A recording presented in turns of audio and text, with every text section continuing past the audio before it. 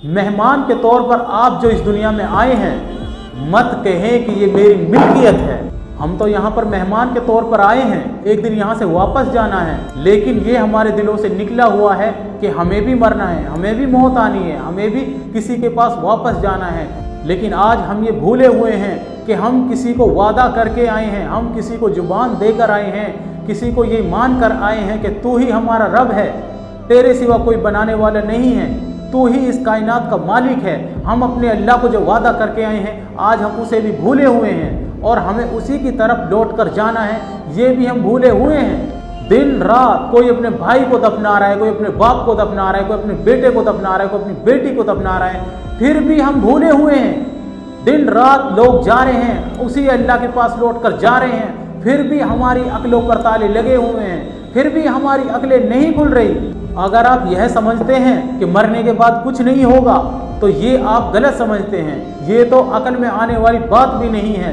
अगर अल्लाह ताला हिसाब लेने वाला नहीं होता, अगर इस दुनिया को बनाने वाला मरने के बाद हमसे हिसाब नहीं लेता, कल क़यामत के दिन अगर हिसाब व किताब नहीं होता, तो इस दुनिया में जो जालिम है वो ज़्यादा फ़ायदे में होता, जो बलात्कारी हैं वो ज़्यादा फ़ायदे में होते, जो गुंडे हैं वो ज़्यादा फ़ायदे में होते, जो मवाली हैं वो ज़्यादा फ़ायदे में होते, कोई किसी का माल हड़पता वो ज़्यादा फ़ायदे में होता, किसी का माल हड़प लेता ऐसे ही अय्यासी में खाता, किसी का रेप कर दिया, किसी का कुछ कर दिया, वो ज़्यादा फ़ायदे में होता।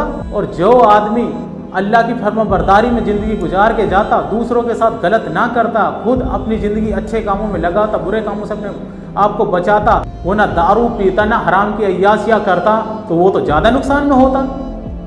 है कोई अकल में आने वाली बात? अगर हिसाब व किताब नहीं होता तो जालिम तो ज़्यादा फ़ायदे में होता, और जो अच्छा इंसान है, इनोसेंट है, वो ज़्यादा नुकसान में होता। तो ये कैसे आपने मान लिया कि मरने के बाद कुछ नहीं होगा?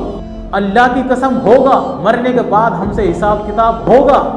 अगर हम हिदायत पाना चाहें तो अल्लाह ने हमारे अंदर ऐसा सॉफ्टवेयर डाला है जिससे हम ये पता लगा सकते हैं कि कल क़यामत कायम होगी, कल क़यामत के दिन हमसे हिसाब व किताब होगा। कोई भी इंसान जब कोई अच्छा काम करता है तो उसके दिल को एक खुशी महसूस होती है कि तूने अच्छा काम किया है। या कोई भी इंसान जब कोई वो बुरा काम करता है तो बेशक वो जाहिर ना करे, लेकिन उसके दिल को ये महसूस होता है कि तूने ये काम गलत किया है। बेशक वो उस काम को कर जाए, लेकिन उसके दिल में ये ख्याल आता है कि ये काम तूने गलत किया है। आज जिन गलत कामों को हम इन हाथों से कर रहे हैं, कल क़यामत के दिन यही हाथ गवाही दे देंगे अल्लाह के सामने कि या अल्लाह, इसने हमसे ये गलत काम किया था। आज जिन पैरों से हम चलकर जा रहे हैं, किसी हराम काम की तरफ अगर हम जा रहे हैं, कल क़यामत के दिन ये पैर गवाही दे देंगे कि या अल्लाह, ये जब हराम काम करने के लिए गया था तो मेरे पैरों से चलते हुए गया था। हमारे ही शरीर के आजा हमारी गवाही दे देंगे कि हमने क्या किया और क्या नहीं किया। हम किसी भी हाल में झुठला नहीं सकते। वैसे अल्लाह के सामने से कोई भी बात छुपी नहीं है।